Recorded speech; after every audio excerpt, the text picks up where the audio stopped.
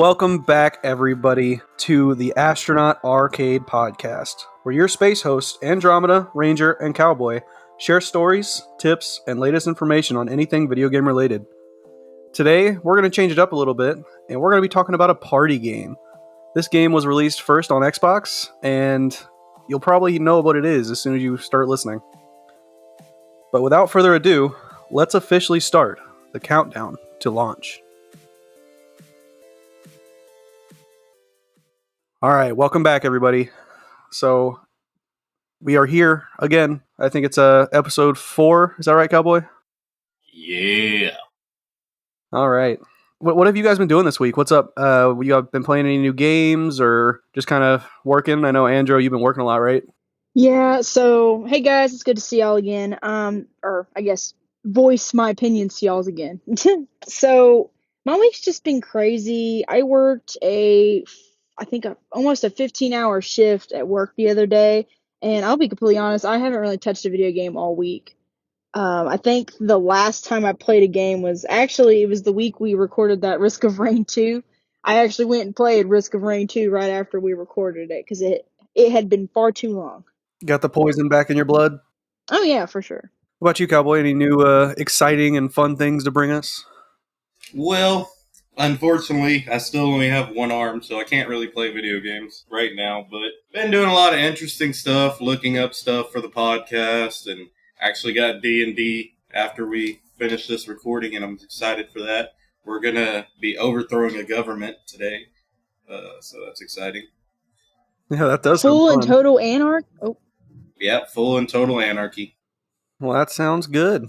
This week for myself, I've been playing a lot of, what's it called? Brain Fart. Blooper. I've never heard of a game called Brain Fart before. What's it about? Brain Fart Blooper. It's where you go and you find lines of coding, and when you get to a point where you're supposed to have a 0 instead of a 1, your screen goes a little green puff of smoke at you, and it yells blooper. And a little, gremlin-looking thing pops up and laughs at you like, hee. Wait, hang on. I was being sarcastic. Is this actually a game, or are we still being sarcastic? No, we're being sarcastic. We're messing with you. Yeah. Oh, thank goodness. I thought I was losing my mind. I was like, wait a minute. Is this an actual game? No, I've been playing Stardew Valley this week. My girlfriend and I both started playing a few months ago, and I finally got her to attempt to play on the computer, and she hated it. So I hooked up a controller to it, and then she loved it. So she's been playing all of the extra content that comes with having mods and the new update that comes with being on PC.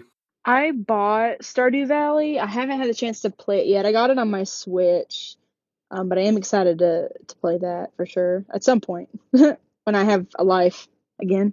Yeah, be careful when you start it because it will be one of those games where, especially for a completionist like yourself, and I don't know if you've been paying attention at all to PP Pipe over at the Pal World Discord, but she has this thing where she's like an interior designer on there. So if you like designing your layouts and getting 100% completionist, you will lose your life. Oh boy, that sounds lovely. I can't wait. But who are some of the new listeners we have for this week? So we've got a couple. We've got Kevo, we've got Fatman, we've got toughtitties, and Wisp. Those are our new listeners for the week. And we also have a Twitch stream shout out we're doing today for Kevo. He's a streamer, so everybody out there go jump on his stream, give him some love. He's getting started being active in our Discord already, even though he's only been here for a week.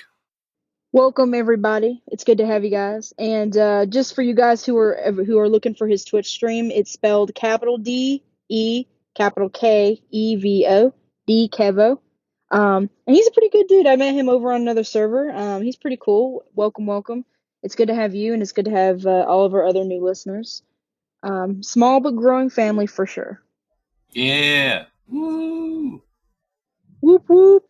So, yeah, we're happy to have all of y'all. Any new member of the family is just we're happy that this is going as well as it is. You know, for the short time we've been doing this, that we have great feedback and great ideas coming from y'all, our listeners, and it warms our hearts, especially mine, because, that's 4 people that I can argue with about Pluto. So, yeah. Oh, here we go with this again. Again, I think this is the whole founding premise of our show. I think at this point it is the whole show. We should just have an episode about Pluto. Just an episode about Pluto. Imagine us having a whole episode, a 2-hour episode debate over if Pluto is a planet, and then all of us we can invite people to the show, and we can invite everyone to do research and present the research in a podcast. That would be crazy. So now we're doing a research paper? Oh, yeah, that's asking too much. We're not doing research. We're just coming in. It's a blind argument. All right, so no, let's just get rid of all the actual evidence that you need to have for an argument. We just flat out argue and call Who it. uses evidence in an argument? Me. And how many arguments do you win outside of a I had professional to. setting doing that? Outside of a Yes. professional setting, I don't deal with arguments from people outside of professional, only because people don't know how to argue nowadays. All they know how to do is try to throw you under the bus rather than actually talk about the problem. So, I don't engage in that. Yeah, you always get well, you're just stupid. That's my Your favorite. mom's stupid. Basically, I have to be the adult with other adults who are usually twice my age. So yeah. If you're used to being the adult with adults twice your age, I'm pretty sure Cowboy and I are pretty much on par with your age, which makes us like 4. I was gonna say, yeah, I'm older, so. This is great. Well, ladies and gentlemen, welcome to the podcast where your host, Andromeda, and her children talk about a lot of gaming stuff. Hi, guys. Oh, this is a cute baby. Well, let's go ahead and get into this topic, shall we? Well, this is a random start. Sorry, everybody. Let's go ahead and get into this topic. We are talking about one of my favorite party games, probably because it was my first ever experience playing a party game, Fuzion Frenzy. And that is Fusion with a Z in the middle, or a Z, as some people abroad might say. And this game was honestly super fun for me. I only ever played the demo, and it never lost its shine.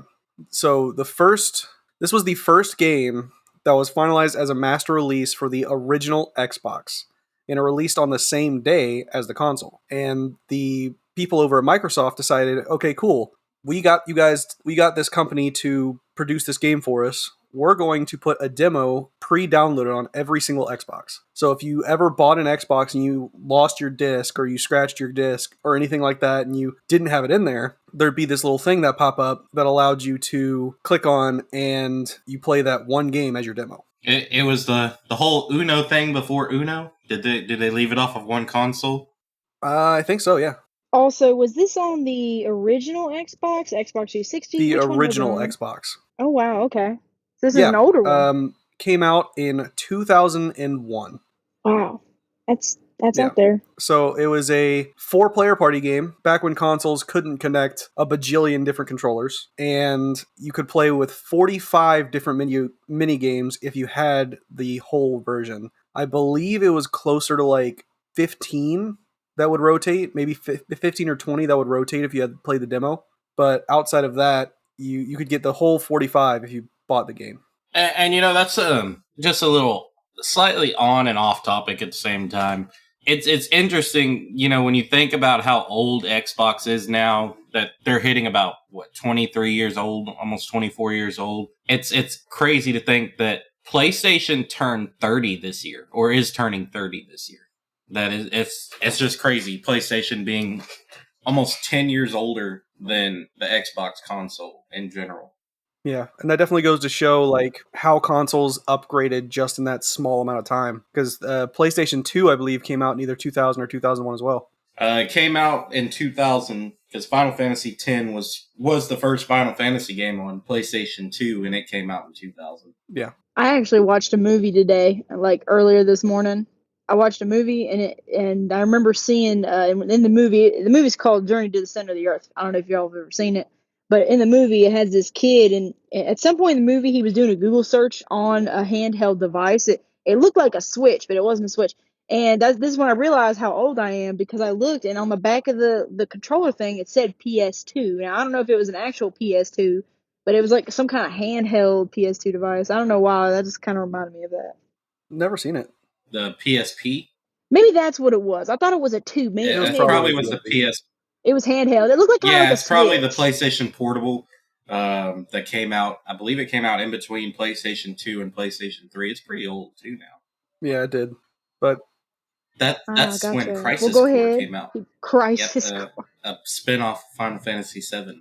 But yeah, so Fuzion Frenzy was a little. I found this interesting when I was looking around for it. It was developed by a British studio called Blitz Games, and I thought it was interesting because, as far as I'm aware, Microsoft has always been a company fairly largely based in the United States. So they went and they got this foreign studio, a British studio, to produce this game for them. The other interesting part about that is that they required them to finish it within 10 months and with a staff of 35 people. So they had this party game with 45 different mini games, and I'll get into the players and power ups and vehicles and all that stuff. But a staff of 35 people produced this fully fledged game in 10 months for a release of the Xbox, and it was fully fleshed by the time it got released. When it did drop, it did have mostly positive reviews. The biggest complaints about it were mostly the repetitive nature of the game. So, you hit your 45 different games and you can play again and it's all the same games. So, and it was on a randomized rotator. So you would play tournament style and it would randomly rotate the different mini games along with the different stages. So it was mostly just the repetitive nature of the game. For some reason, I think you said it was 45. How many games was in it total if you bought if you bought it and it wasn't the demo? 45. Yeah, that's just crazy to me that if you buy this game, you get 45. And while they may be repetitive, 45 little games, like mini games, is a lot to get for one price, in my opinion. Think about, I'm going to talk about a popular party game now, Jackbox. The Jackbox games, like each set of Jackbox games is like, I think $50 or $60, depending on the device you buy it on. And they only got like, what, 4 or 5 games a pack? Something like that. That's just crazy to me that's just crazy that you get 45 for one price, however much it was back in the day. And then like Jackbox games, it's like you get like 4 or 5 mini games and for one price. And then there's like so many different Jackboxes and you have to buy them all in order to have all those games. And that's just a little comparison I made there. And the crazy part was that you get 45 different mini games. Each mini game lasted around 5 to 10 minutes. So you had 5 to 10 minutes in one game, and you had I think up to 10 rounds in a tournament on the full game. But on the demo, it was like 6 rounds. It might have been 6 and 15. There was a number that was a fairly big differential there. But yeah, it mostly had the repetitive issue. Now, I kind of want to get into that a little bit because when you think of a party game, it's kind of meant to be repetitive. You're not sitting there playing it for 12 hours straight, right? It's not a storyline game. But why would the biggest complaint of a party game be the repetitive nature? Every party game that we currently play, Mario Party, Mario Kart, I'm sure there are some other big ones, Jackbox. There are a lot of big ones. They're all repetitive. It's all the exact same stuff over and over again. But it's not meant to be played for 5, 6, 10 hours at a time. It's meant to be played for 1 to 2 hours in a party, and you don't touch it until your next party, right? So I feel like the reviews on it, the complaints and all that, it was kind of just, maybe it's like we've been talking about for the past couple of weeks about just the time that the game came out, Yeah, I agree with that. I heard you, and I'm sure you're gonna get there, but maybe the complaints came from, rather than the fact that it was a party game, maybe it came from the fact that it was more of the nature of the mini games, because every party game is a little different in how it does the gameplay. Are you gonna go over the gameplay mechanics? I heard you mention something about vehicles, and that's definitely piqued my interest. I don't know anything about this I was going game, to go over the mechanics here pretty soon. And I think you are right. I do think I remember reading that it was the repetitive nature, not only of the game itself, but of the mini games. And of course, at the time, you can only do so many different things with the technology that we had. And it was 3D. Xbox was one of the earlier 3D consoles. I think PlayStation 1 had the first 3D games on it, but Xbox was the first real competitor to the PlayStation. So yeah,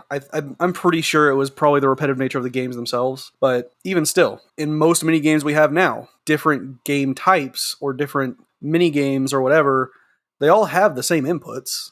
It's not like the inputs are different. The input just does something different. But I don't know. It bugged me when I saw all the reviews. It bothered me. That's why I wanted to get into it a little bit. originally, when the game first released, it had lower sales than anticipated. So they were talking about a sequel. Microsoft was talking about giving Blitz Games a sequel to produce. And the game had lower sales than anticipated, so Microsoft killed it. They said, you know what, we're not doing a sequel anymore. It didn't sell enough.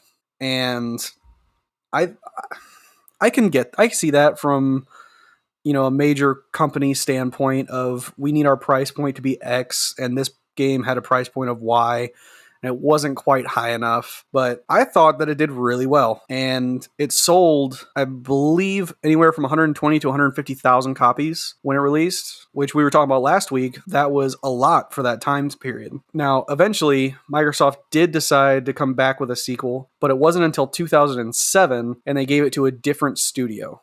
So the game is virtually not the same. It is almost like, I'm sure I've never played the sequel, and I'm sure they took some ideas from the first game. Otherwise, it couldn't be a sequel. But from what I've seen, I saw some clips of it, and I looked it up, a few videos. It plays almost nothing like the original. And that's probably why I never played the sequel, is because I never heard of it. Nobody ever talked about the sequel. But good news, Microsoft did decide to bring back the original, and they brought it to the 360 and the Xbox One as a downloadable content. I am not 100% sure right now. I don't have Game Pass right now, but I do believe the last time I checked Game Pass, it was on Game Pass. So you can go out and play this right now if you wanted to. I think I did see it the other day when I was loaded up. I loaded up my Xbox, but I just turned on like streaming service, and I just had a movie playing while I cleaned the house. And I think I looked, like I just took a quick look, and I think I did see Fuzion Frenzy on the list. But if anyone, listeners, if you go and check it, if it's not there, just mentally slap me in the chat or something. I don't know. I thought I saw it, I'm but pretty sure it's there. Even if I'm it's not sure. not, it's still downloadable on the Xbox Store. So you can still buy it if you wanted to. I think that does say a lot more about the game and how well it actually did, and a little bit about how Microsoft probably made a mistake in those early days because of the fact that it is still available when, like Cowboy was saying last week, Radiata Stories is no longer available. You have to go get it in the original way it was meant to be played. Yeah, we love porting when they're able to port older games into the new. I was very happy the day they decided to bring Xbox 360 games onto the Xbox One like game store and stuff. Because when Xbox One first came out, because I told you I got a Gen 1 Xbox One back in the day, I got one of those. When it first released, it didn't. You could put an Xbox 360 disc in it and it wouldn't read it. It was like, oh, this it doesn't compute. But then later on, I think a few years after it released, they managed to put some of the 360 games on the store, and they made it to where the Xboxes could read those 360 discs. So we love porting. Gotta love it. But let's go ahead and get into some of that gameplay you're so interested about, Andrew. Yes, please. I want to hear all Right. about it. Let's do it. So there are 6 playable characters, 6 playable zones, 4 power-ups, and 6 vehicles. Now, it doesn't sound like a lot, does it? Not really. I think the fact that there's 6 characters is a lot, but how many vehicles did you say it was? 6. Yeah, that don't sound like for a game that's based on vehicles. From what I've heard, it doesn't sound like a lot of vehicles. So it's not based on vehicles. Oh. It is based around a tournament. So the characters are playing in this tournament. I don't know what the actual prize is other than glory, which that might just be the prize, is just the glory of winning. Glory, But brothers! yeah, so the vehicles are not actually selectable vehicles for a large amount of game types. They are locked to specific game types, and they're used in different ways. So, for instance, one of the vehicles is a tank. You can drive around in a tank. But the whole goal of that game is to blow up your opponents and collect points. And that was one of the things that was repetitive, as they repeated this, defeat your opponent and they drop a thing and you have to go pick it up. They repeated that a lot. But the cool part about it that made it competition-wise was other players could pick that up too. So if you're playing the game with 4 people, which was the max when it first came out, you would have, you know, this person kills that person, and you decide to go over there and pick up that person's death ball before the player that killed them can get to it. So it was really competitive because you could play in multiple styles and figure out exactly how you wanted to play these mini games. That's why I think it was very cool that it like, and I think the repetitive nature, while yes is there, it's not played repetitively. Do you know what I mean?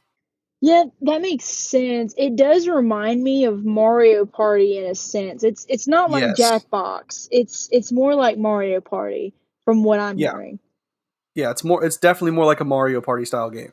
Although Mario Party has been very good about making every mini game feel pretty different, and there's only like a handful of them feeling the same. Whereas a lot of the Fusion Frenzy ones felt similar, but it was how you played them, not how they were played, that changed them to feel different. So like I think the reason why people might the big difference between Mario Party and Fusion Frenzy from what I understand, and I know you haven't explained all of it yet, but from what I see is that Mario Party is you play one game where you try to get the most points, but as you play the game, you play a large and unique different assortment of mini games as you play. Whereas Fusion Frenzy is the mini game is the game. You're trying to get points for that game. It's a very short round. Once it's over kind of deal. That's kind of what I'm getting from this, right? Then I am explaining it terribly because it is definitely more like Mario Party as you described it. Each mini game you can collect points, and you collect these points to the overall end across the 5 mini games, and that's who is declared the winner. Oh, so it's not just like 6 rounds of the same mini game. It's different ones. Okay, I did. Yeah, Yeah, that explains it. So it is like yeah, Mario Party. yes, it is very much like Mario Party. Mario Party does have a lot of power ups, though. They have a lot of games to pull from in the Mario verse, right? They have a lot of different things they can pull to use, like the shells and uh, you know the stars and the Fire weapons flowers. and fire flowers. All the things. They have a whole bunch of different things that they can pull from just because of how much content they have already kind of saved up. But with this game, they had 4 power ups. They were very basic power ups, but they didn't drop infrequently. So they would drop in fairly frequently, so you could use them, and it would drastically change what was going on. So the one of them was a lightning bolt. It was literally just a little floating icon of a lightning bolt.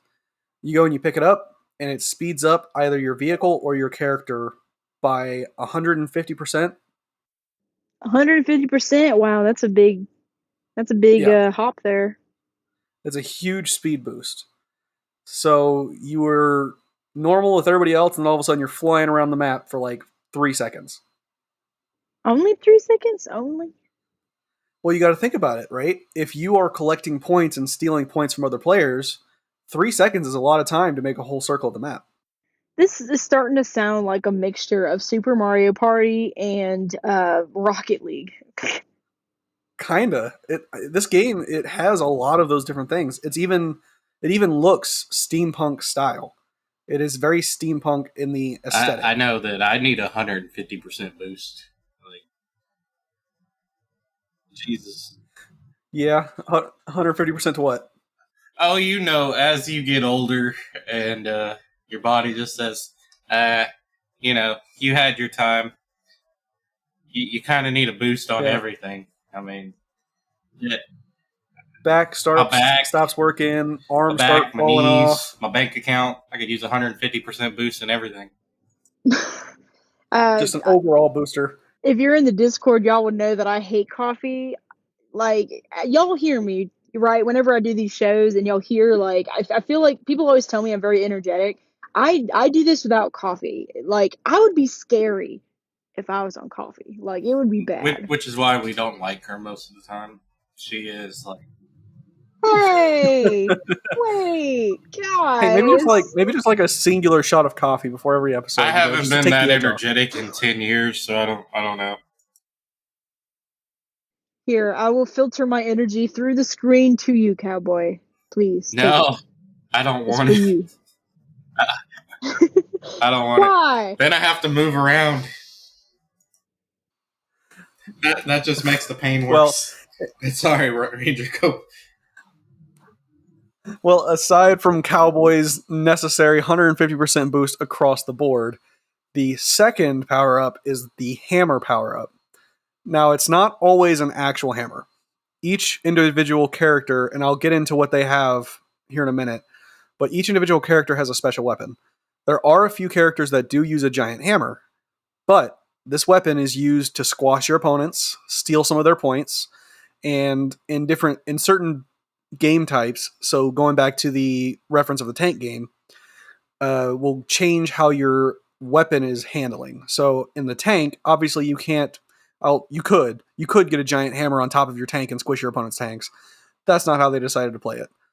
They decided so in the tank game, your tank shoots more projectiles. So it takes one projectile to defeat your opponent before they respawn. What the hammer does in the tank game is you're now shooting 3 projectiles. So you can effectively shoot at all of your opponents at the exact same time if you line it up correctly. Triple kill. Fatality. But so that's the second one. The third power up is a shield. And that is exactly what it sounds like. It protects you from damage. So you know how in Mario Party you have the jumping on top of the other player's mechanic where it stuns them and flattens them for a second and they're frozen? I don't own the game, but I've played it. I don't know if I remember that mechanic all the way, but it sounds like something I've seen before, at least in some kind of Mario game. So this may sound awful, but I haven't played a Mario Party game since 1526. I'm not that old. God damn. But I'd say at least since the early 2000s. I was going to say, if you said ever, I was going to say that Cowboy is no longer allowed to speak in this episode. No, I've played Mario Party games. It's just been so long. I mean, yeah. I actually haven't played Mario Kart since the Nintendo 64, I think. Oh, wow, that is actually a long time. Yeah. Well, in any case, the shield, they do have a mechanic where you can kind of jump and push players off maps and stuff. So the shield protects you from damage. Damaging your opponents is also how you steal their points if they've already collected them. So getting protected from damage for 3 to 5 seconds, that can be really good at the very end of a game if you're in the middle of the game trying to maintain your lead while all of your opponents are trying to come after you and specifically target you to steal your points away. The final power-up is the question mark power-up. It is literally just one of the other 3 power-ups at random. And it is arguably the strongest one.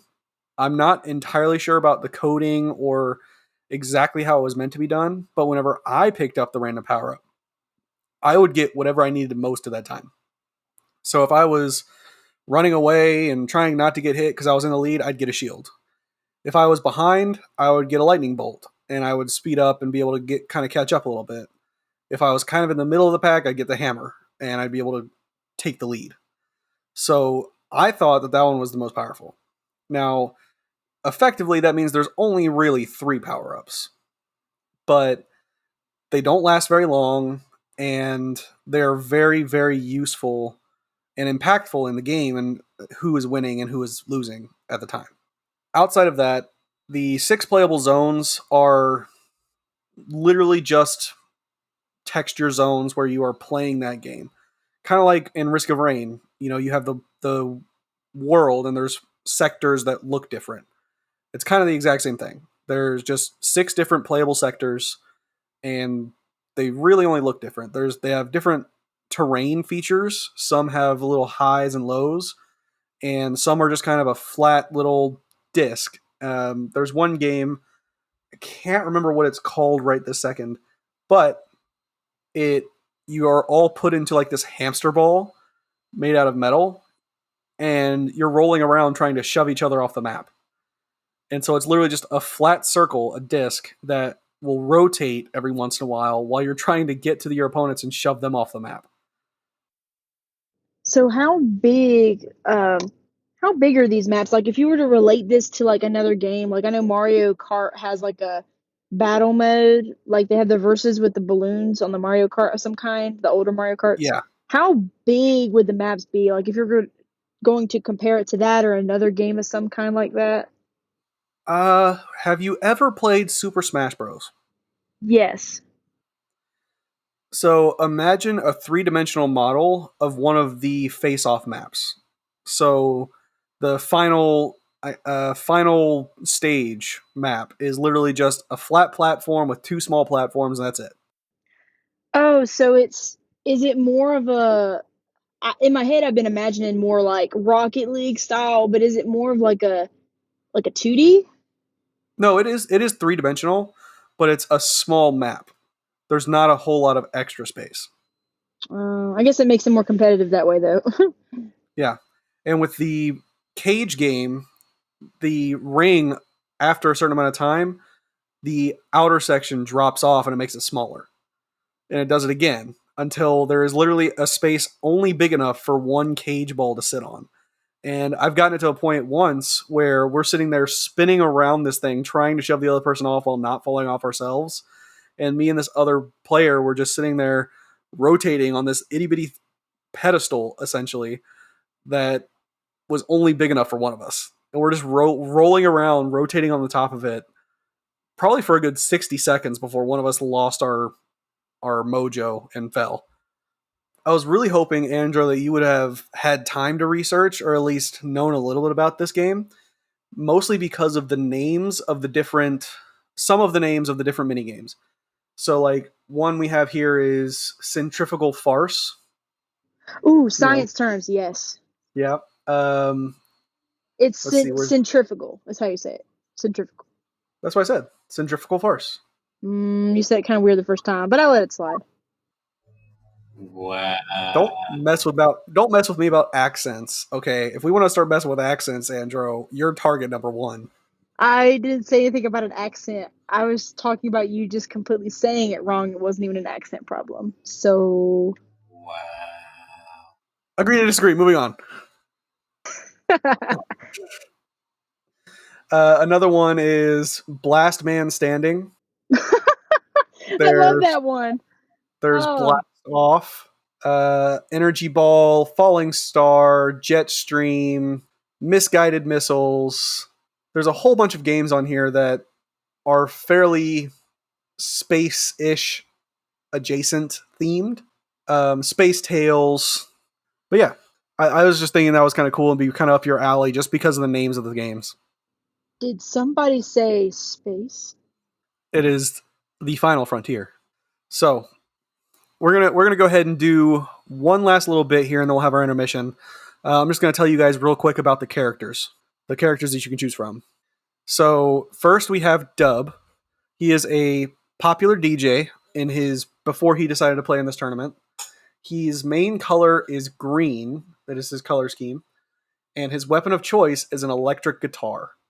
So that comes back to the power up. I was telling you that the hammer power up. He actually pulls out an electric guitar and starts smashing people over the head with it. My kind of guy right there. Took the words right out of my mouth, cowboy. He was. Then we have Gina. She is passionate about skateboarding, snowboarding, and other sports, and has a mechanics background. One guess as to what her weapon is. I don't know, but she sounds like my kind of woman too. I don't know. A snowboard. Nope. A wrench. Yep. Yeah. A giant, full person-sized wrench that she just swings around over her head. Yeah, babe, if you're listening to this, I apologize, but you know. And this might help. Her favorite color is blue, and she wears coveralls over a white t-shirt. Oh yeah, babe. I'm sorry. Then we have Samson. His color is red. He is the most athletic male character in an athlete background. Think steampunk biker dude, bro. That's kind of what this guy looks like. Ooh, sounds cute.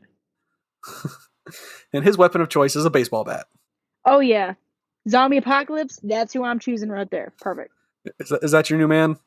I mean, I got a boyfriend, but yeah, basically. Then we have Naomi.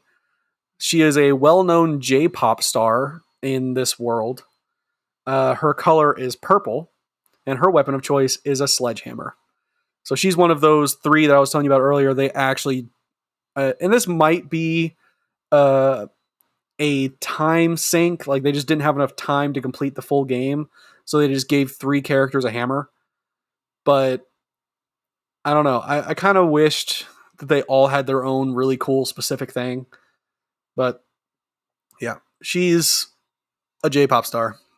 So wait a minute. I'm sorry, I didn't mean to interrupt. You're fine. J-pop. That means Japanese pop, right? Yes. Maybe they could have given her like. Does anyone wield a sword or something? No, but they also could have given her a giant microphone. A Yeah, a microphone stand. giant microphone or like a sword or something. Yeah. Her character, her player model, when you choose her, actually pulls out a microphone with a microphone stand to, when you've selected this character, her little thing is she spins around and pulls out a microphone with a big mic stand on it. So you would think that would be her weapon, but sadly, and again, I think it was just they ran into timing constraints issues because they only had 10 months and 35 staff to produce this entire game, and they still had to program all of the different mini games. But then we have Zach. His color is yellow, and he is an avid video gamer. Shout out to Zach, and an engineer with skill in design and control of machines. And so that the way that works, it doesn't actually have any impact on the game, but he basically is supposed to be the guy that helped create a lot of the things that they use in these games. So like the hamster wheel cages, they're electronic. You control them from the inside. That's how you move around. He's the one that is supposed to have designed those things.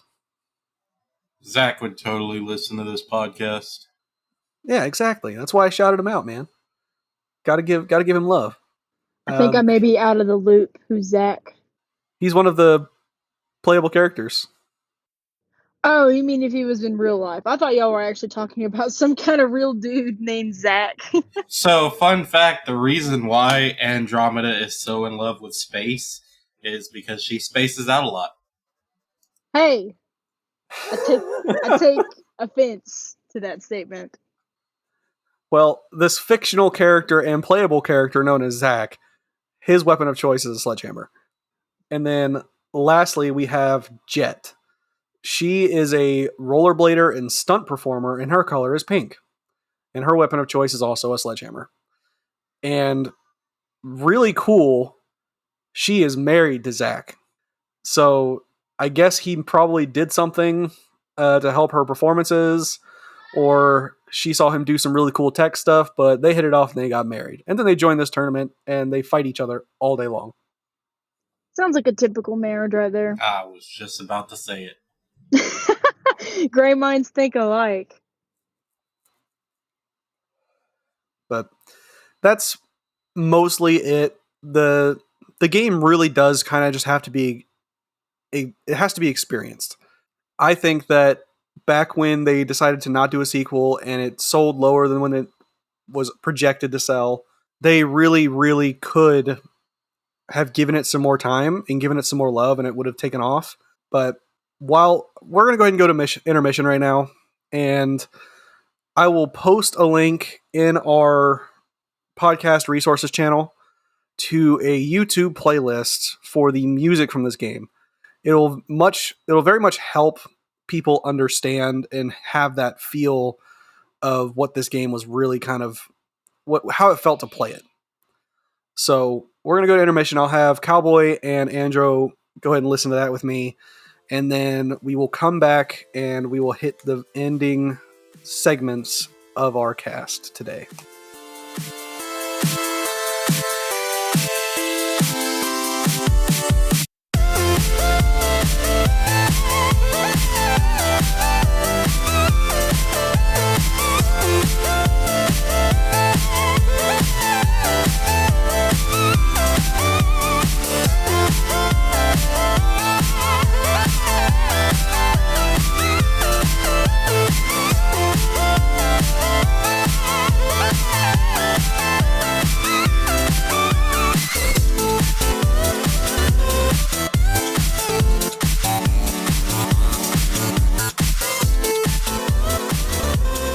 Welcome back, everybody.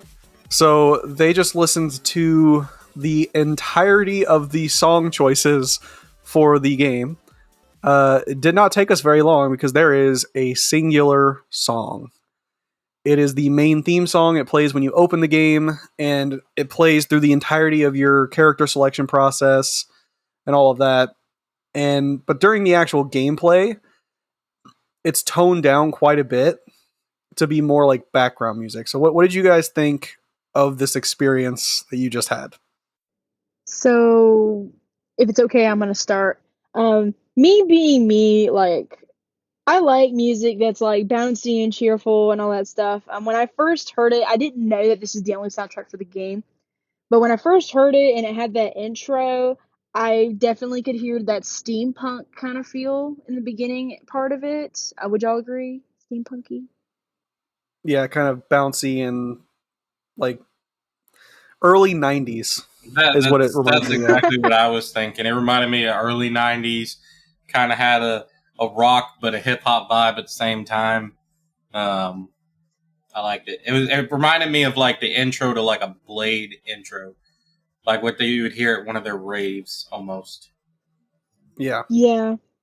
And I liked when the guitar came in. That's only because I like guitar. It could have used more guitar, but in my opinion, anything could use more guitar, you know? More But cowbell.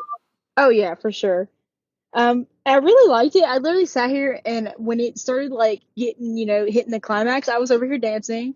100% I was dancing to it. But and it reminds me of Splatoon. I don't know why or if y'all have ever played Splatoon, but the music kind of reminds me of Splatoon. So me personally, it's catchy. I love the audio. I love the beat to it. The instrumentals is great. The only thing I hate about this thing is how repetitive it is, and that bugs me to no end. I get it. You want it to be repetitive because it's got a loop, so I do understand that. I think a little more diversity in the recording would have been great. But other than that, I mean, if you just cut the words out of it, the audio's great. The beat's good. The instrumental's good. It's definitely got that we're in the club in the '90s vibe, and I do enjoy that. Yeah, I'd agree. I'd agree with you 100%. Not like I'm old enough to have been in a club in the '90s, but close, but not that close. But yeah, I was gonna say, if you had told me that was like either like maybe the main menu music or like one of the tracks for the other mini games, I would have been like, cool, yeah, if I'm playing a game while listening to that beat, I probably wouldn't mind it too much. But you said this is the only song for the entire game, like all the mini games?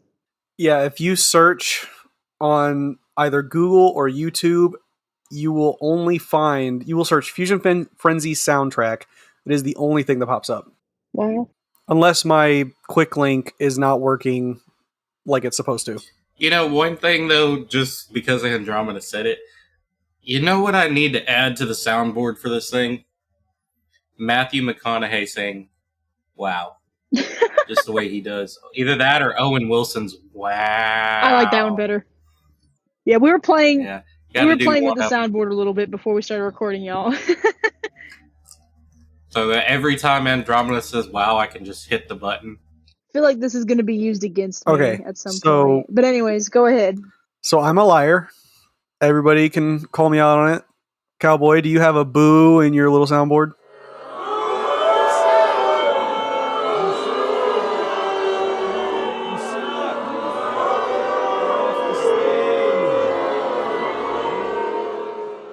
So my quick link was just not working. There's actually 25 different songs for the Okay. soundtrack for the game. However, that is the longest one, and it is the main opening theme, and they're all very similarly themed to sound kind of like that, which is why it would have sounded similar and kind of repetitive. Um, the feeling, like the jazzy kind of funky vibe that it has, that's in all of the songs. So they all the songs feel that way, but they do sound different. So it's not 100% repetitive. My apologies. I should have paid more attention when I was doing my research. That is my bad. We've been betrayed, Cowboy. I don't like being lied to. Oh, why did he have to do this? It's okay. I'll take you guys out for ice cream later and you'll forget all about it. Oh, yay, ice cream! Dairy Queen? Absolutely. Another fun fact about Cowboy, I don't eat sweets. I will take you out for a black coffee, Cowboy. That sounds perfect. You're a hooligan. I have not eaten sweets since I was 15 years old, so almost 16 years now. Gave away my age, but Honey, chocolate is my middle name. oh, Andromeda chocolate? Yes. That's it. What's That's your the last name name? right there. space. Squared. It's Andromeda chocolate squared. That's it. Yeah, okay. That actually tracks. I'm not upset about that. So I do have a surprise for you guys because I did not tell you this to start the show, but the way I've been reading this, all of my notes and everything, I'm reading it as if I were discovering these things like while I was doing my research. So at about this point in my research, when I started looking for the music and all that, and I started listening to each of these songs, and they all felt so similar that I realized why all of the complaints were how repetitive the game is. And I started to understand. It upset me for the longest time because I was like, this game used to be so great. And I remembered I played this game when it came out in 2001 when I was 6. So at that age, it just never occurred to me like, oh yeah, this stuff is all super repetitive. No, it was, hey, I can play this. This is fun. I enjoy doing this. I don't care that I'm doing the same thing over and over again. I'm winning. So, gotcha. What, we playing a game of gotcha or something? Yeah, I just wanted it to, when I was thinking about how I wanted to present this game, not only to you guys, but to our listeners, I wanted them to be able to experience it in the way that I experienced it, trying to refine this information and trying to relive this game without going to play it, right?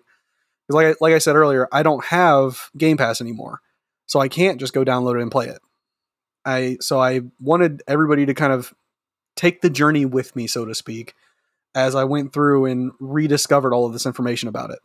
Out of curiosity, Ranger, can I ask, without Game Pass, what is the price of Fusion Frenzy on the store? I couldn't find it. It's, I guess Microsoft is a little bit more stingy with that information.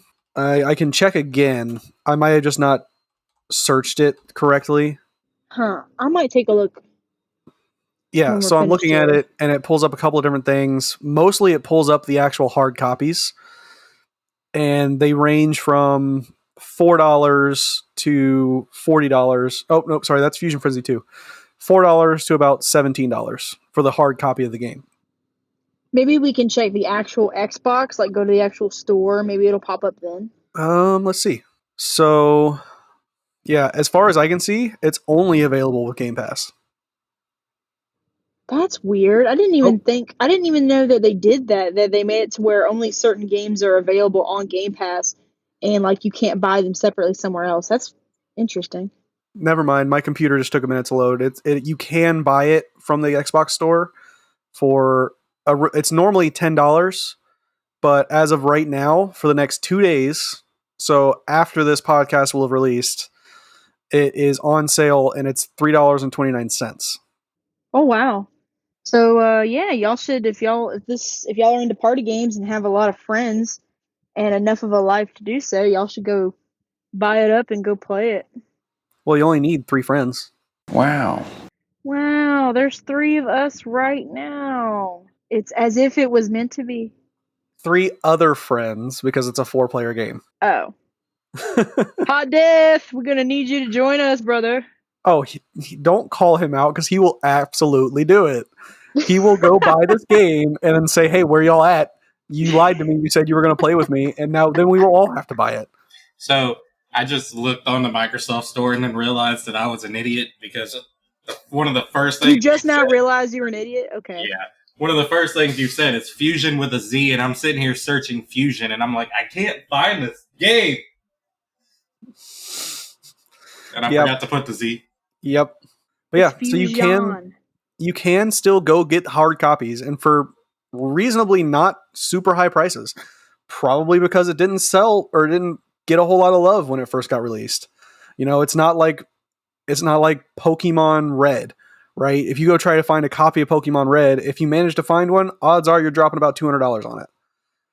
So, it wasn't one of those big game releases like that where you're just going to pay a bunch of money. I had 3. 3? Yeah, 3 Pokemon Reds. Oh, I think I've owned at least 2 copies of red, blue, yellow, silver, and gold. And then I've also owned a single copy of crystal and green. But I they've played all... black and white. Get out of here. That's not good. That's racist. Black and white was hang on. No, Pokemon Black and White was the last good one in my opinion. I will say it's the last more original one. Yeah, I agree. Silver was my favorite. I played Silver and Crystal the most. But Silver had always been my favorite. Yeah, Crystal was my favorite. But yeah, so you can still get it on the OG Xbox if you have one, or if you can find an Xbox, you can get the game pretty reasonably. It was only $15 was the first game that is currently when the price is roughly around $15 on the cap out. Is it available? I know we said it's available on the Xbox store, which means I'm guessing it's still on the most recent Xboxes, Xbox S and X. Yeah. So my computer took me to the Xbox store because being as it is a Microsoft device, you can buy Xbox games on your computer. So the price I was looking at for it is something I could buy right now. Yeah, I'm looking at it on my Xbox right now on Game Pass on my Xbox Series S. And it's $3.29 to buy. Yep, it's on sale right now. So, yeah, you can play it on the original Xbox, the 360, or the Xbox One, or up to the current consoles, because it is on Game Pass. And you can buy it through the Microsoft Store. So, it is definitely a playable game, and I think it's really fun. I can guarantee you they do not update anything. So, if you're okay with oldie-style potato graphics, by all means, get a couple friends together and play this game. Is it something that hey Cowboy, is this a game that you would get and play? I think I would if I had somebody to play with. That's the main thing. It's a multiplayer versus game. I would have to have somebody to play with. But I think I would definitely get it, especially one because I have Game Pass, so it's free. I like free. Yeah. I do not have Game Pass. I've been wanting to get it for a while. I just don't have the money for it. But honestly, if I had actual friends, I would play it probably because I do have a Jackbox on my Xbox. But I don't ever play party games because I just don't have any friends. I'm just so lonely. She's just offending us all the way around today, ain't she? Okay, look. You guys are my friends. I mean, before y'all, I didn't have any friends. About that better? All right, listeners, she doesn't mean it. She loves you all. I love you guys too. Sorry. Y'all know what I mean. Everybody's my friend. I just mean people. Okay, let's put it this way. I don't have enough of a life to be able to play a game. We'll just chalk Andro's memory today up to the 23 hours she worked in 2 days. Yeah, that's the one. Yeah, we'll just chalk it up to that. She's not on her game today. I almost said really aren't. Gosh, my English. I really ain't on my game today, to be honest with y'all. Oh, God. Because ain't is so much better than aren't. Us Southern folk down here, we say ain't and y'all. Quote of the year, guys. Quote of the year. So, we do have a couple more things to do before we end it off today, guys. So, we have Member of the Week. So, we have a very, very tight race that we've had. I think we are going to go with lilac.ghost or Mia in the chat. She has been coming in fire every day with some... She will post random letters and numbers just to get some conversation going about what are you talking about. And she always says hello. She's very sweet. I think she definitely has earned a Member of the Week, which means when this episode drops, her name is going to be purple. Oh, okay. So I noticed that. Is that what we're doing for when the episode drops for the week of that episode, their names change purple?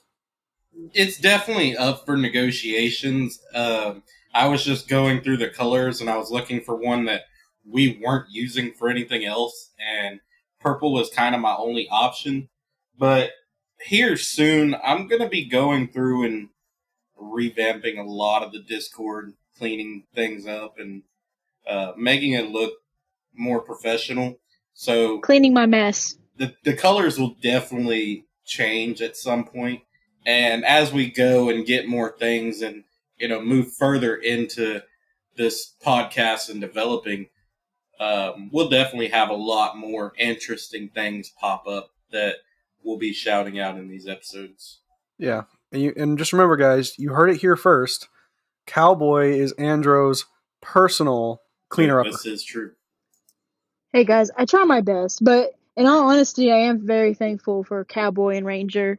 I would not be able to do this on my own just because I don't have the technology required for the edits, and I do not have the brain for the research that Hey, Ranger has. I'm just here. No.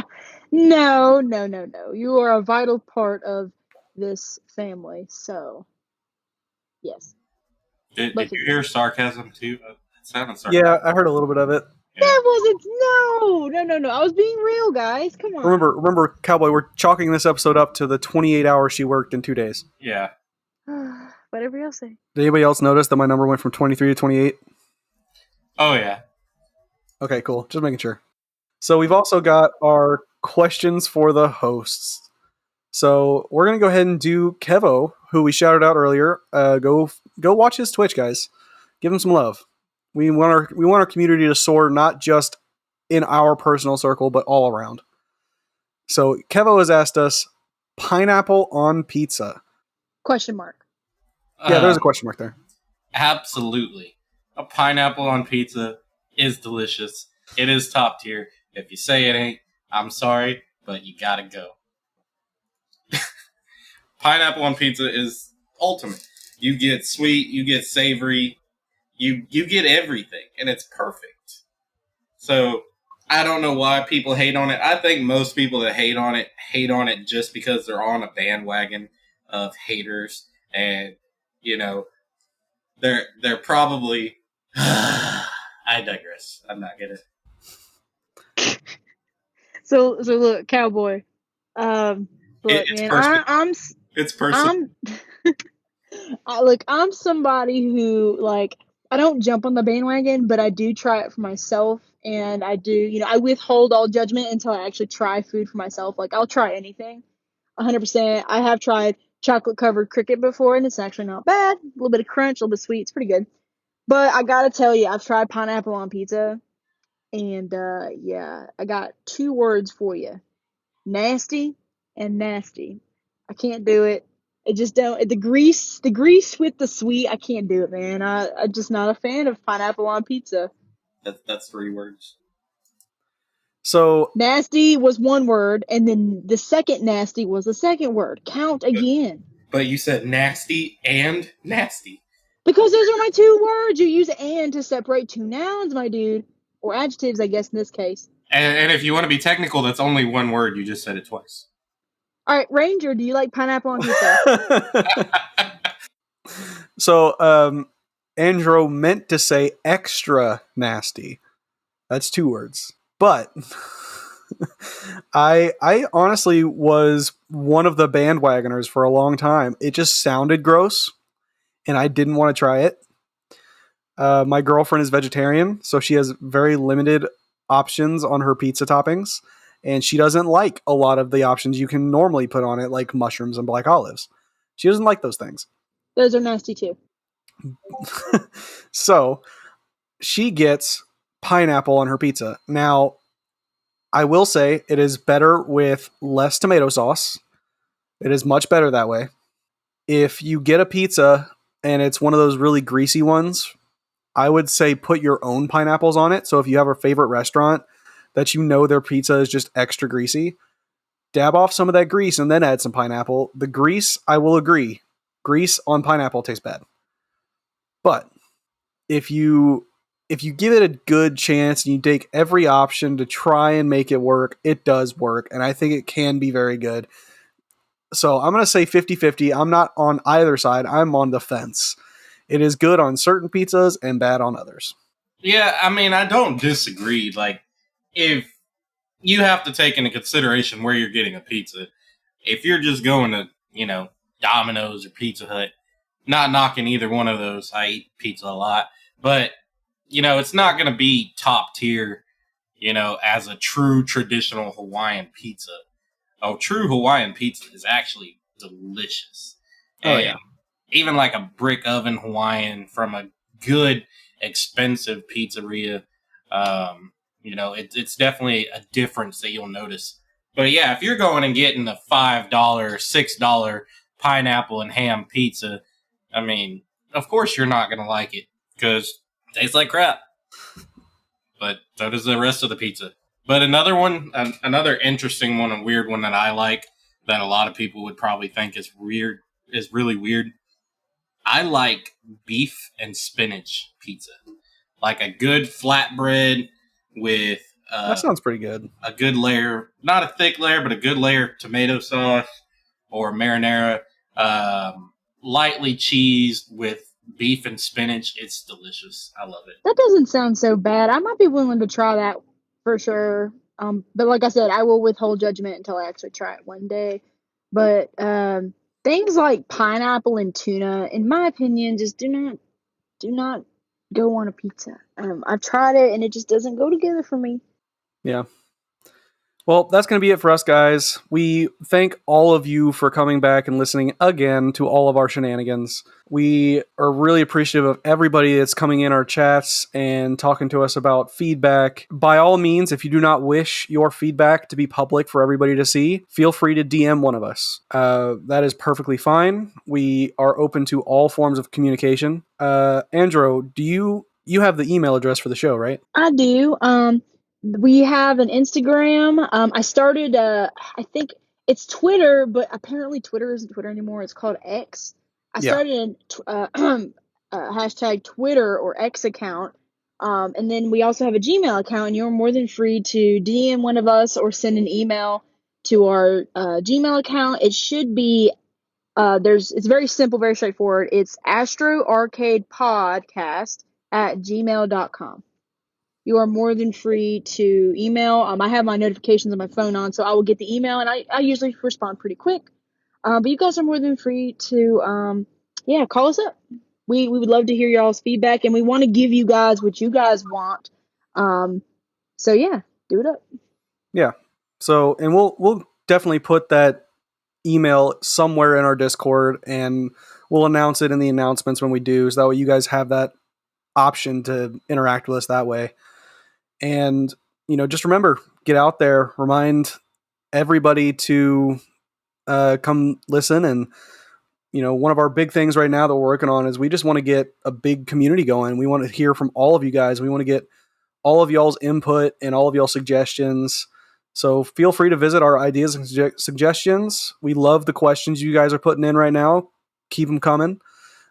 Pretty soon, we've been talking about potentially opening up to more than one question a week, just depending on how big our list gets. But yeah, just tell everyone and anyone you know, if you like the podcast, tell them to give us a shot. We are happy to accept anybody. Harass all your friends on the other servers, guys. Do it. For us. If you're not making your friends mad at you, you're not doing enough. Well, okay. Hang on. We don't want them to get kicked out of friend groups or nothing. No, you gotta lose friends over this. No, you gotta make people you wanna make people so mad at you that they pour sugar in your gas tank. Okay. Okay, that's actually a story that happened in college one time. That I'm gonna have to get into another episode later, because that was an actual story that happened. All right, Andrew, you want to go ahead and sign us off? All right, guys. So thank you so much for listening to the Astronaut Arcade Podcast, where we take one small step for man and one giant leap for gamer kind. Thank you for listening, and we will see you next time. And remember, Pluto is a planet.